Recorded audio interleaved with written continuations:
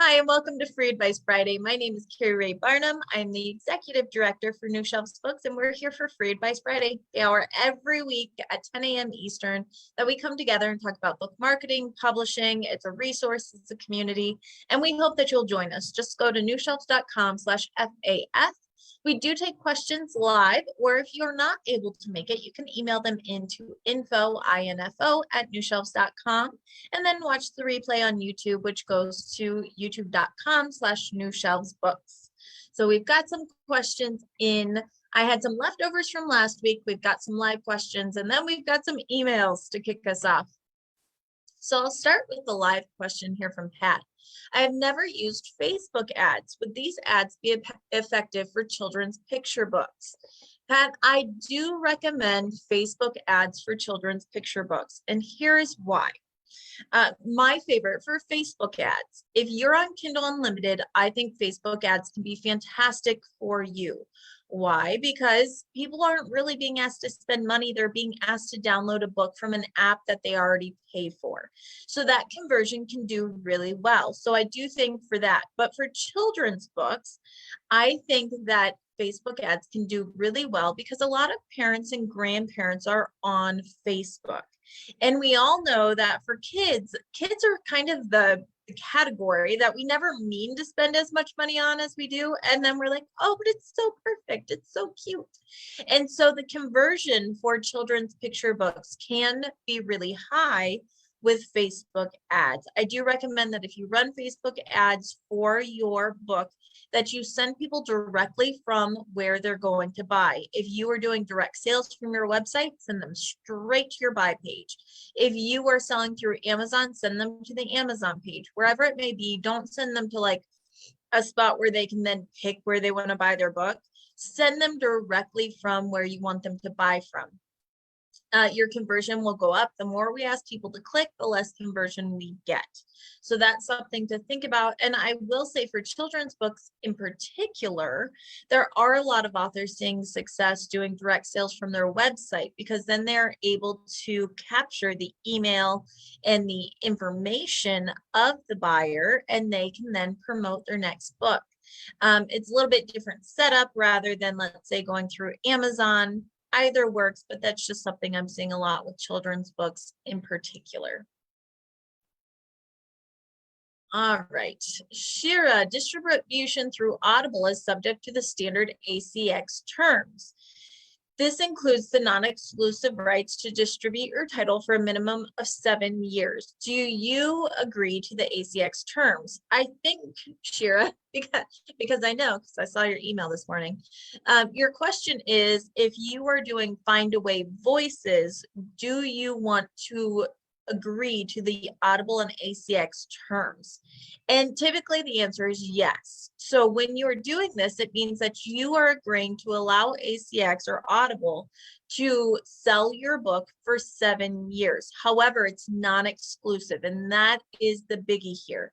What a lot of people get sucked into when they go through ACX, especially if you're doing royalty share, or different options like that, they get sucked into an ACX exclusive for Audible for 7 years, which means your book can't sell anywhere other than through Audible. And Audible has a big portion of the audiobook market, but they don't have as much as they do, let's say, with eBooks on Kindle. So audiobook is something that's being listened to on iBooks, on on iTunes. They're being listened to on Kobo. They are huge through Overdrive, and also Chirp is a big one. And if you go Audible exclusive, you don't have those opportunities. So that's why I encourage, in most cases, not to go exclusive with ACX. But for the non-exclusive, the answer is yes. That simply means that Audible can sell your book for 7 years. So I personally would choose yes, but as always, you have to look at your own goals and read the terms for yourself and make sure it fits with your plans as an author and as a publisher. Sharon, knowing yours, the answer is yes. All right. I've got these questions from last week I want to cover, and one was about a Goodreads giveaway. And I saw this question twice. I don't think I answered it. I could be wrong from last week. Last week was so far away. The question was about if you're having trouble setting up a giveaway on Goodreads because the ASIN or the ISBN does not work. That typically means that you have not added your book to the bookshelf. So you must first go to Goodreads, go to your author profile, and add the book to your bookshelf using your ASIN from Amazon or your ISBN. That is required before you can do a giveaway on Goodreads because you are searching the book by the ASIN or by the ISBN. And if it's not in there, if you haven't put it in the system, then it's not there. You can't do a giveaway for a book that they don't have in their system. Jess has a question about ellipses. Is it dot space, dot, or is it dot, dot, dot? And is there a period after the ellipses at the end of a sentence? So this is technically an editing question, and there are different options, but typically for ellipses, it's 3 dots right in a row. And so it's 3 dots, and no, you do not add an additional dot for the end of a sentence because that ellipses is kind of a trailing off. So you would not do an ellipses of 3 dots with another dot. And it's typically just dot, dot, dot. Now, sometimes you will see it spaced out more. Sometimes people do that for spacing reasons. I don't think, for the most part, editors would not disagree with either one. They would say be consistent throughout your work, however. So there's that. Yeah, and Tara saying in Word, the 3 dots is auto-converted to the ellipses glyph. And that's typically the preference. So it does typically just go out that way. But either one is not technically incorrect, but you would never add a period after ellipses. It would just look like an error, like you added an extra dot. And that was a lot of the word dot. Let's see, has anyone been having problems with Instagram on their computer? I try to click on a picture and nothing happens. I know there are a lot of experts in this group. So Denise, the thing about Instagram and Instagram on the computer specifically is that Instagram is meant to be a phone app. And so that's where it will work the best. They did in recent years give us options to log in on the computer, and we do have some capabilities there, but it's just not really meant to be used on the computer. So anytime there's an update at Instagram, or if your computer isn't fully updated, you may sometimes have glitches simply because it wasn't really meant to be used there. So I would say check and make sure if there are any updates that are outstanding, and try again, or go to your phone, because again, that's just where it's meant to be used at. All right, questions here from Bobby. Bobby asked, I plan to use Find a Way to create an audible version of my book. I'm interested in recommendations for a good female voice to hire for this project. So Bobby, when you are going for a narrator for your book, typically you can go for a specific narrator. You can hear someone's voice and be like, oh my gosh, they're amazing. I'm going to go find that person and ask if they'd work on my audiobook. I have a client who did that, a very well-known narrator, and beautiful job done. The audiobook has had a lot of sales and a lot of success just because that narrator's name is well known.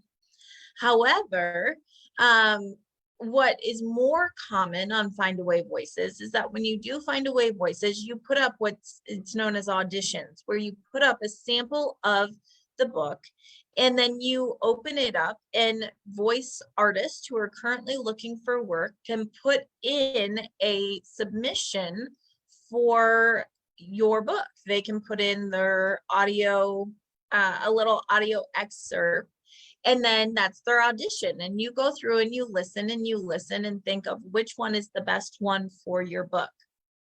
Now, there are times where you'll be like, man, I really like this narrator's voice, but they read too fast, or I detected an accent that shouldn't be there. And sometimes you can go back to them and say, hey, you're one of my top choices, but this was kind of an issue. Is this something you'd be willing to re-record an audition and try to fix these issues. And sometimes they will, sometimes they, they're just not interested, depends. But typically that is how you find some really great options. I know Shira recently has been doing her audiobook, and she found a fantastic narrator through this process. And it does help, I will say, not only listening yourself, but have other people listen to the auditions too, to see if anyone has different feedback than you. Keeping in mind, a lot of people will be listening to this audiobook, and some people will love it and some people will hate it. There's always people who are like, I couldn't stand that narrator. And then someone else is like, oh, I thought their voice was so nice. So of course you will never have unanimous love for a narrator. However, having differing opinions can kind of help, because sometimes as the author, you have this specific idea in mind of what you want your narrator to sound like.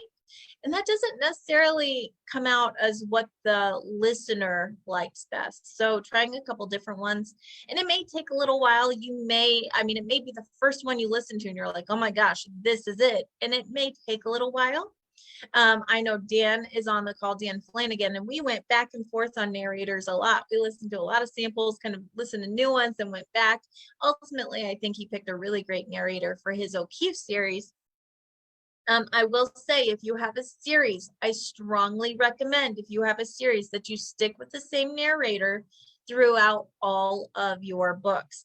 It's really jarring to someone, a reader, a fan, who listens to your series and book 1 is by this narrator, book 2 is by this narrator. By this time, we have fallen in love with your narrator about as much as your character. And then book 3 comes along and suddenly it's a different voice. And you feel a little bit cheated on. And so I think sometimes it happens, but it's a lot like when you have a different actor come in, like a new season of your favorite show comes on and the main actor has just been switched out, and you're like, no, just no. So if you've got a series, keep that in mind. Continuity can be really important. And Shira's saying, more audiobook narrator choice. You can request multiple pages to include as many character voices as possible, which is really smart. If you've got different character voices and they've got different accents and things, throw those in there, because there are times where, like, this narrator is wonderful, their voice is so soothing, I love it, and then they go to do the Russian accent of your Russian spy and it's horrible. So that's important as well. Yeah, and if they can adjust, then that is fantastic. And this is their job for a lot of them. This is what they do. So they're very talented people out there, which is fantastic. All right. Now, Wendy had a question, which I'm going to try to interpret, Wendy. I'm going to try to get it here. Let me just catch this one real quick. Should one wait until a series is finished before doing an audiobook? Book 1 is finished, but book 4 might not be finished for 4 years. Not necessarily, Scott. If you're ready to move on to audiobooks, then I say you do it. When you go to the next book, if you're going to do an audiobook, I recommend that you reach directly out to the same narrator. Sometimes you can't get them. Sometimes stuff happens. It just does. But I recommend that you start with the same narrator, and maybe they say, yeah, I'd love to do it, but you're going to have to wait 6 months. Wait the 6 months. If that's what it is. You want to work with someone who is going to kind of, help the series along. Now, with that said, I know people who do wait until the series is done to do the entire audiobook. Number 1, because then it can build in popularity and sales, and then it gives them a reason to kind of refresh that series and get people excited again. However, there are people who will skip over your series at first because it doesn't have an audiobook, and that's the only way they listen to books. My husband listens to, on average, anywhere from 2 to 3 audiobooks a week. Yes, it is hours and hours of audiobooks, but he drives a lot for work. So he listens to a ton of audiobooks. The last time I saw that man actually hold a book in his hand and was awake, it's been a while. He just doesn't read paperback books or eBooks because he's not sitting there with the available time. He tends to listen. So you may sometimes lose a readership because of that. Scott, I know you're in middle grade fiction, so I don't think that's going to be your main problem. Most children and most teachers and parents are encouraging physically reading the book, even paperbacks over ebooks, to get them off screen. So I don't think that's a problem for you. So if you wanted to wait until the series was done for audiobooks, I think that would be fine. However, anyone with adult fiction, especially thrillers, mysteries, romance is a hot genre in audiobooks as well. Standalones, those are the things I would consider trying to do an audiobook sooner rather than later. Also, if you have a memoir or something along those lines, nonfiction self-help, very popular to be read in the author's own voice. So sometimes you can do that early on.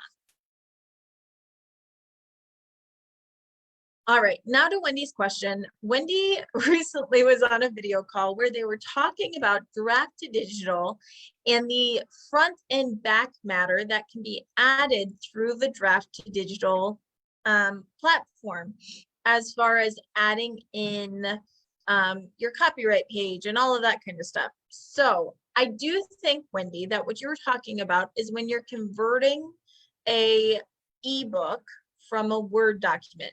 Now, if you have an ebook formatter, if you have someone do this for you and you sent them your entire manuscript, they should be adding your front and back matter in for you. They should be adding in your copyright page. They should be adding in your dedication. They should be adding in your back matter, your about the author, your lead generator. They should be adding in all of that stuff. But if you're doing it yourself through draft to digital, I think that is more specifically what was being shown on the call that you were talking about. And draft to digital does have this feature where you can upload a Word document and create an ebook. And it's fairly decent conversion. I personally don't think it's as great as, let's say, having a dedicated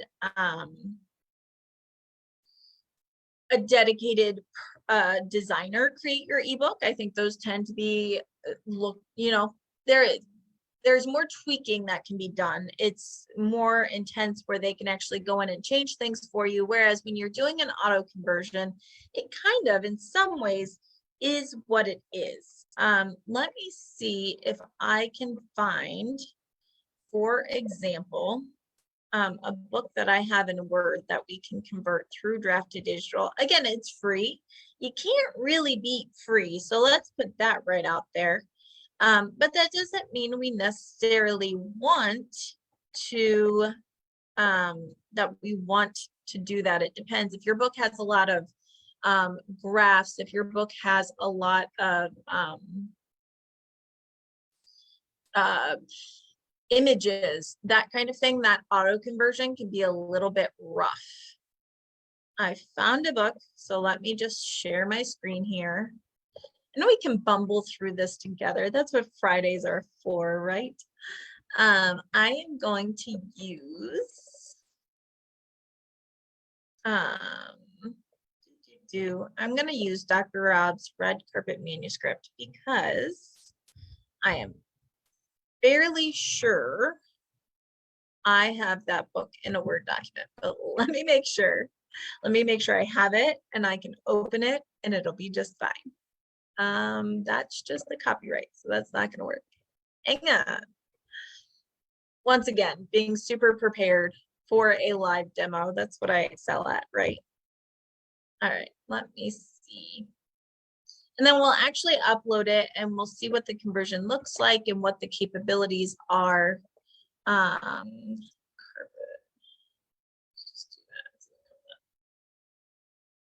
All right.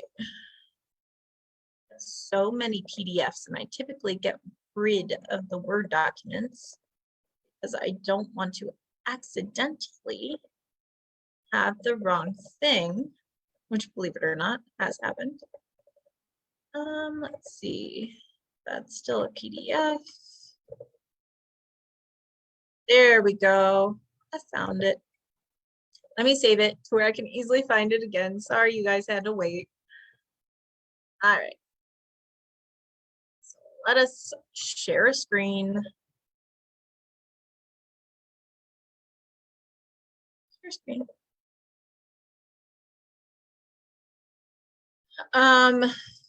Teresa's asking, are you saying you can't edit the payout? I'm not saying that, Teresa. I'm talking about the actual file in Draft to Digital, that you can't actually change as much in there, unless I missed something in the chat. All right, so we're on Draft to Digital, and we are going to kind of go through this. I have front cover art because I do for this book. We're not going to make it live because he's not ready for it to be. It's on Kindle Unlimited, but we can do it for the setup purposes. So you want your cover art, which again, it's ebook. So you just want your front cover, which look at that. I have you uploaded in there. You can say you don't have the cover art yet as well, and that'll kind of just put like a blank image there for now. The book title, I'm going to add it in there, Red Carpet Manuscript. It's in English. There's no series, no volume number. The publisher is RMC Lit. The author is Dr. Rob Carpenter. And then we could do search terms. So we could say film rights. We could say author self-help. We could say book to movie. We could say, oops, book to move. Important that you do type correctly. Film adaptation. I get nervous fingers and then I can't spell. So obviously we probably want at least 10 search terms when we're uploading this in, but for the purpose of what we're doing and timing, we're going to move along. And then you enter BISAC. So you could also, you can type in here, let's say we want to do author, and it'll bring up these options. And I'm going to say, let's see, language arts disciplines and writing, authorship. Maybe that's something I want to do. Maybe I want to type in film, or you can leave it blank and you can just look through. So I could say, I'm going to go and I'm just going to browse through all these categories and I'm going to find one that I think is a great fit. Language arts disciplines. All right. Alphabet and writing systems, communication studies, so on and so forth. And you can pick, typically you pick up to 3 BISACs for your book. So you don't have to do all 3, but you can do 3.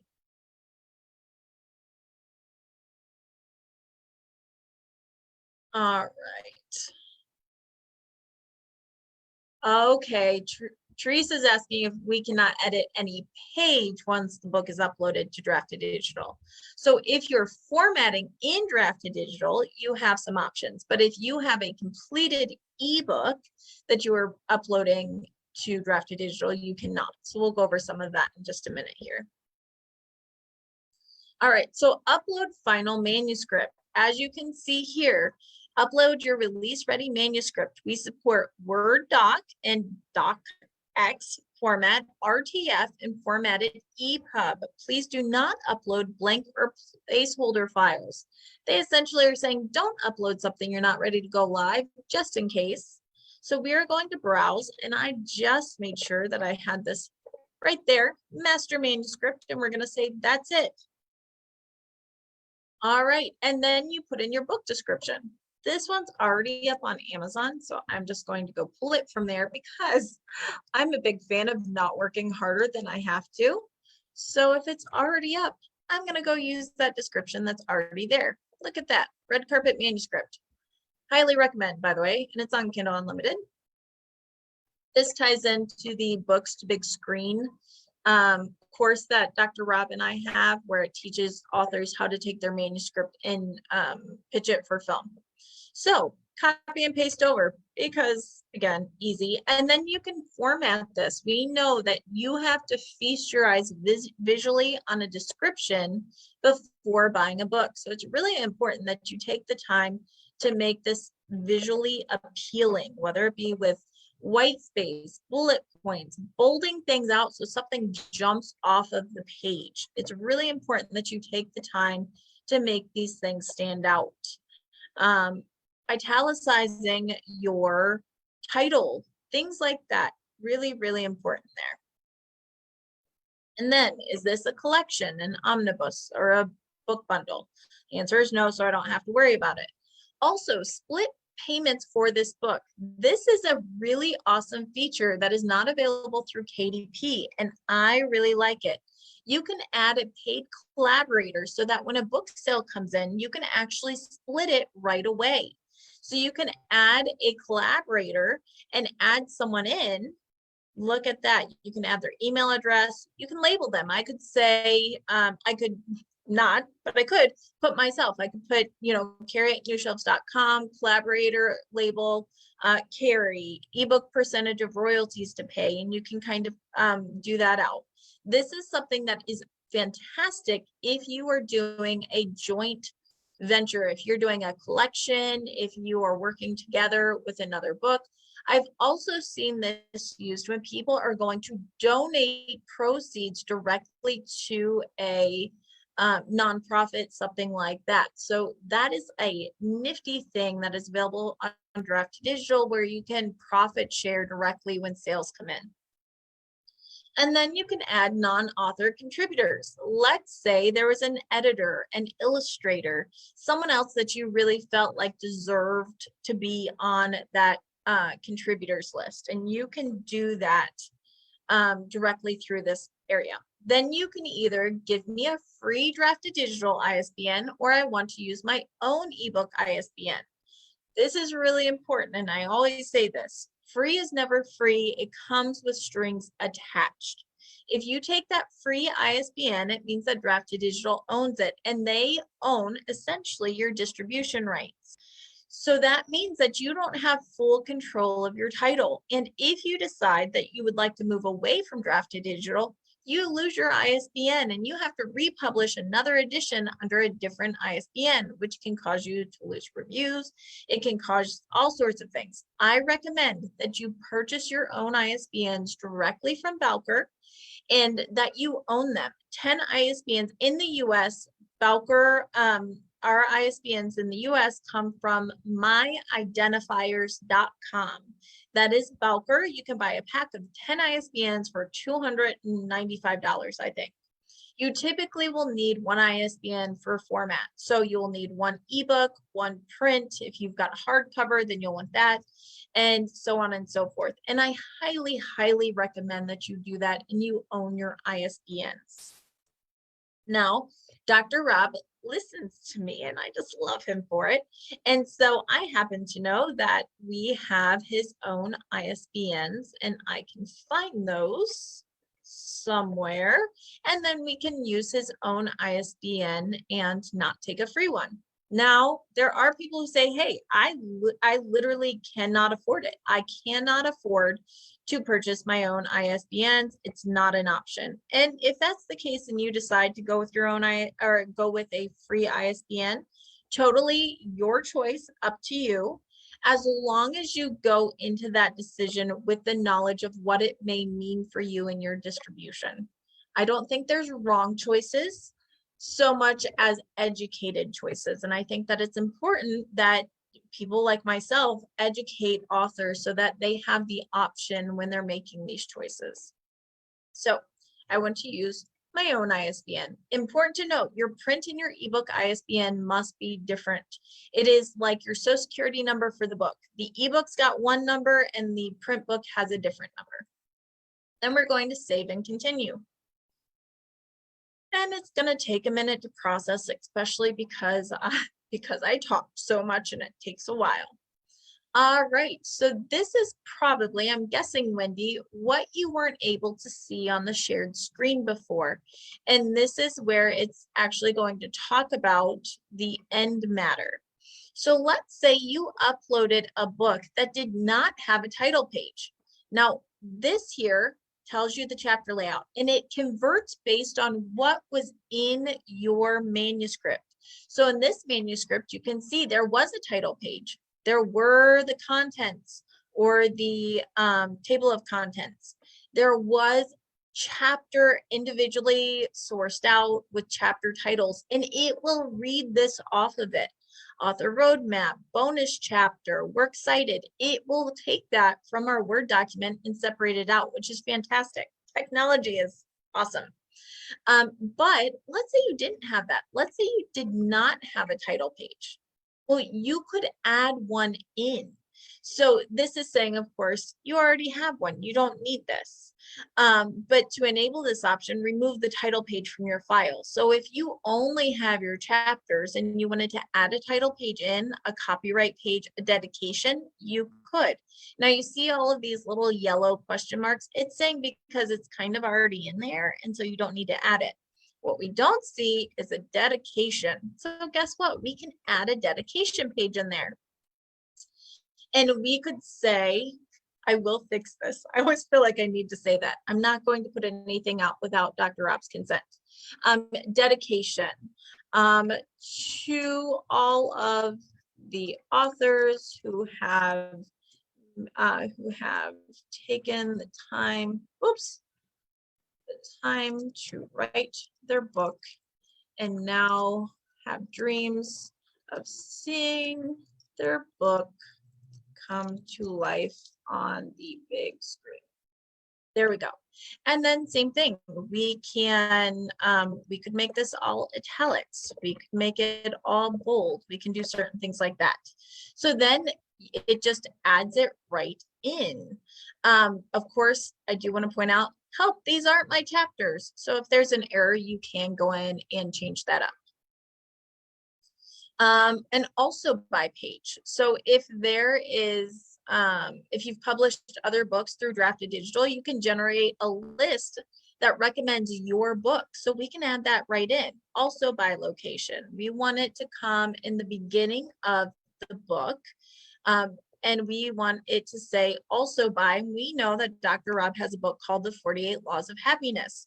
We want that to happen. You can also add in, and I love this, new release email notification sign up.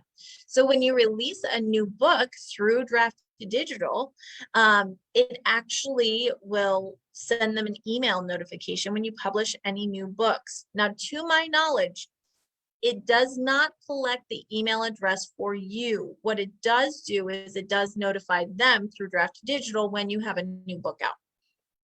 You can add a teaser. If you've got a second book, like Shira, I know, for example, Shira has her second book, Grave Intervention, coming out. And she has been talking about taking her first book, her debut novel, Emergence, and adding in a grave intervention teaser in the back. Well, you can do that through Drafted Digital. You can add the teaser right in, which is super cool. So again, all of the options here. Teaser, yes or no, you can add in about the author. Now this one is saying about the author, you can add in about the publisher. We already have that. Oh, and look, see this book by Dr. Rob? Remember when we did that also by? Well, that's where it came from because it wasn't in there before, I don't think. So then you can go through and then you can save and continue and it'll let you see everything. So I've added about all the things. I've taken all the liberties I'll take with Dr. Rob's book today. I will go back and I will fix this. Good thing he's a good sport, right? So we can save and continue. And right now it's finalizing everything. It's updating. It's taking those things that I added in. And then look at this. So because I didn't have a formatted ebook, because I'm working from a Word document, it's going to give me these options for formatting my book. I can give it a drop cap or a phrase cap or none. So when, not in this one, but so I can actually do some formatting of my ebook right in Drafted Digital. And this is an upgrade from the original. And you can see here, it'll take us through the contents. It will add in chapters and the chapter headings. And this is just like their classic basic style of what their ebook looks like. Now, is it perfect? It's not. Like, for instance, I would love to see some space there. There's some things here and there that I don't love, but for free ebook conversion in their classic style, not too shabby. I like it pretty okay. But there are other options. I could say, I want modern watercolor. I want to be fancy for Dr. Rob. And you can see it added in this header. It gave a little bit more style to this ebook. It changed up the font a little bit.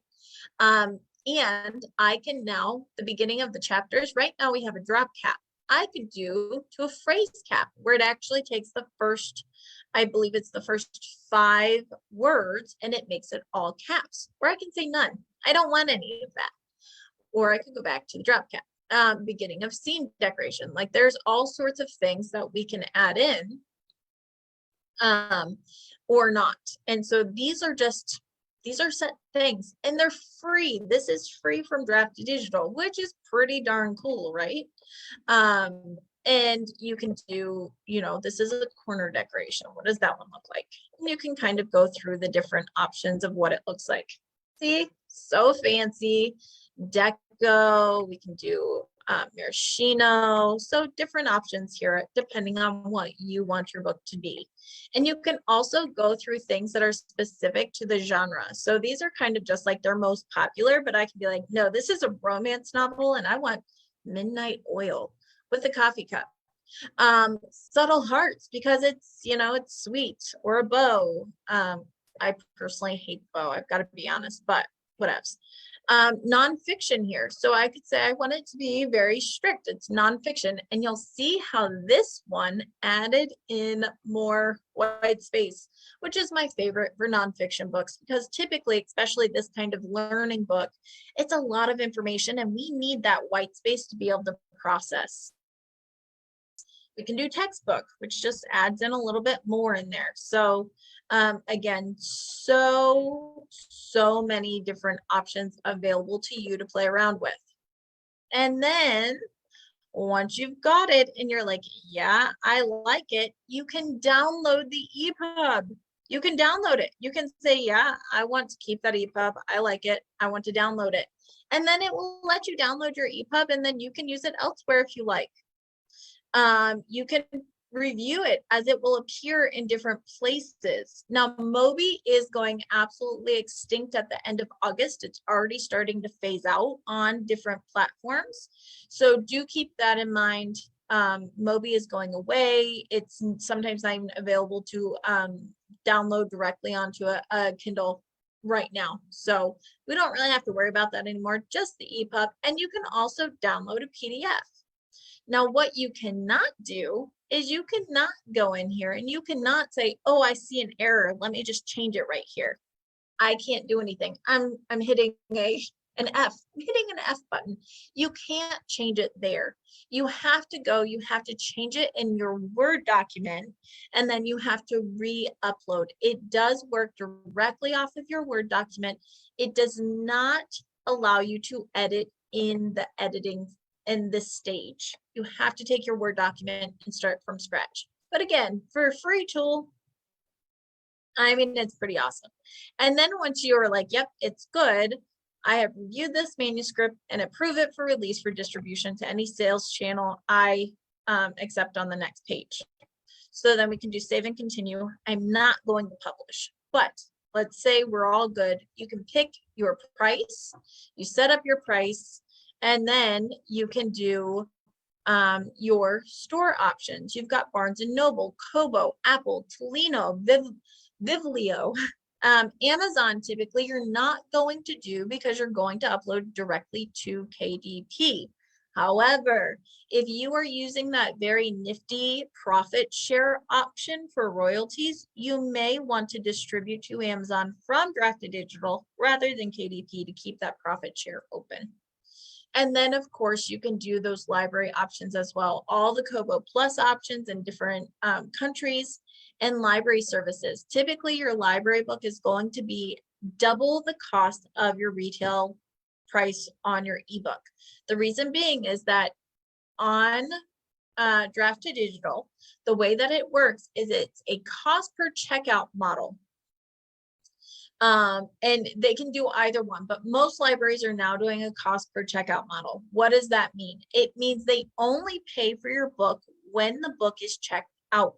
So if our book is set for $13.99 for the library price, that means that you get 1/10 of that every time the book is checked out.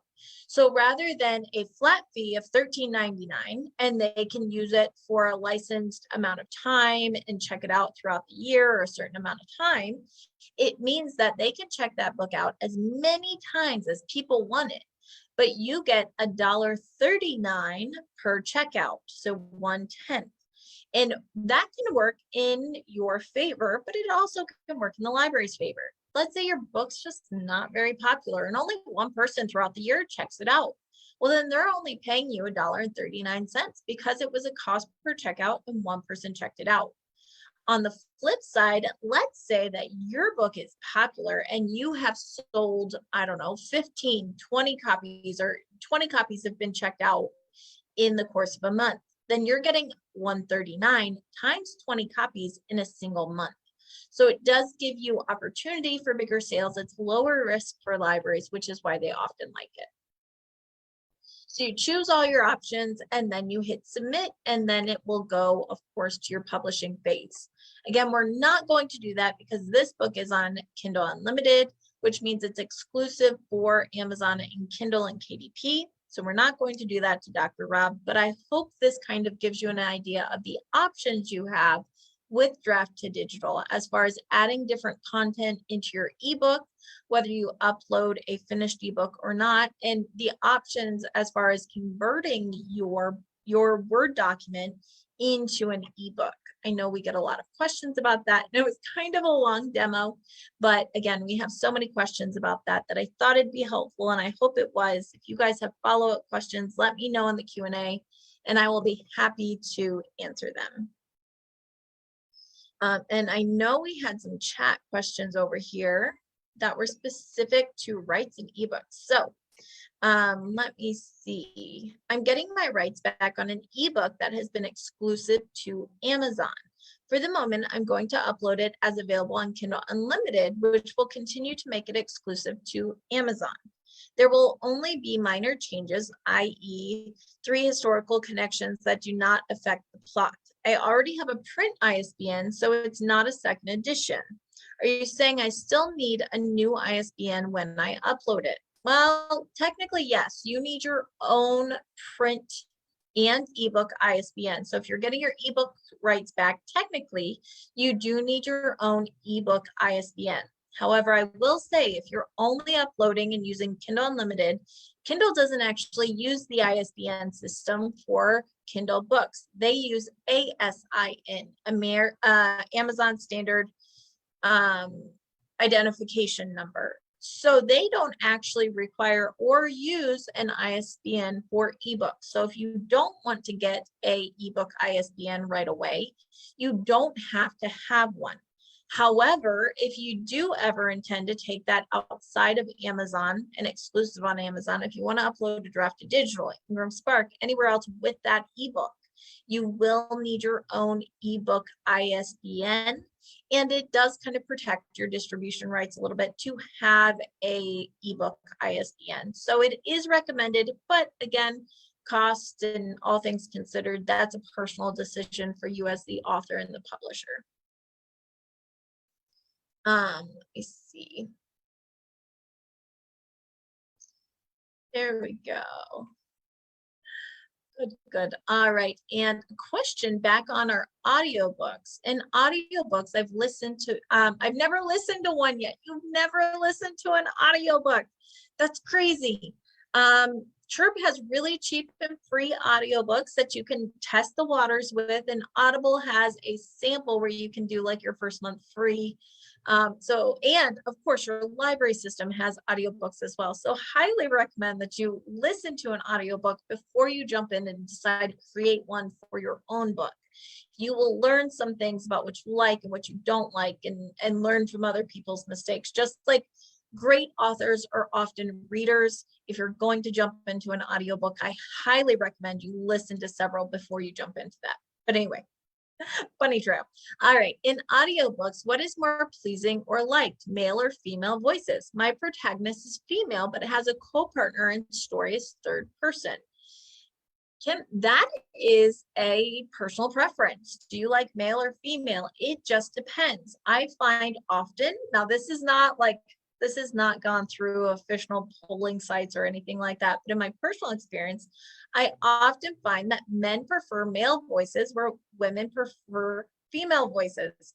However, what tends to be unanimous is that whatever character has the most speaking parts, has the most lead time, listeners tech, most of the time prefer that is the gender that leads. So if there is a female protagonist and that protagonist speaks throughout the entire book and has a lot of the speaking parts, typically female narrator is preferred, because then it's not a male voice trying to do a falsetto or female voice for a large amount of time, and vice versa. If there's a male lead,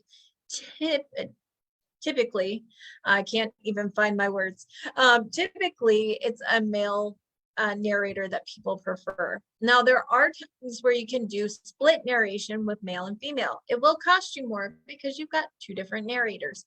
However, if you truly have a third person story or something that's being told from different points of view, a male and female, that's really popular.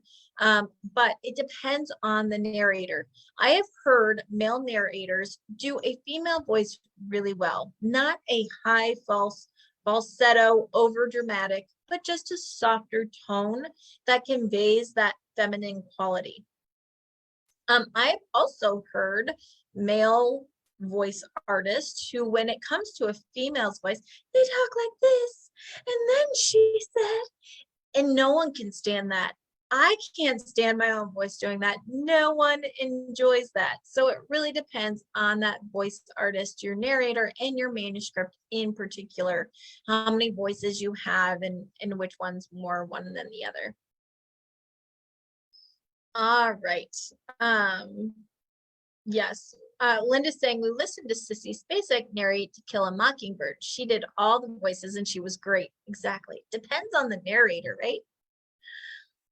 All right, everyone. Let's see. Any more questions? And if the gender of the lead changes over a series, well then, Scott, I would say that is one of the rare times where you could probably switch narrators and not get a lot of kickback. If it's a female in book one and then it's a male in book two that really takes front and center, I think you could switch the narrator and be okay, because it's kind of switching characters and character point of view. So I think that you've got some work around there. All right. It is right at 11 o'clock. I think we got through all of our questions. I know we were really heavily focused on our audiobook and our ebooks today, but I hope it was helpful for all of you. I hope that that draft to digital walkthrough gave you your options. Again, I think it's important that authors and publishers know their options. They know the tools that are available to them, especially their free tools, because you can't beat free. And so I hope that was helpful for all of you. We'll be back next Friday, 10 a.m. Eastern. If you have questions, email them in info@newshelves.com, and we will happily answer them next week. And we hope you do join us at newshelves.com/FAF. And we will see you next Friday, 10 a.m. Eastern. Until then, bye-bye.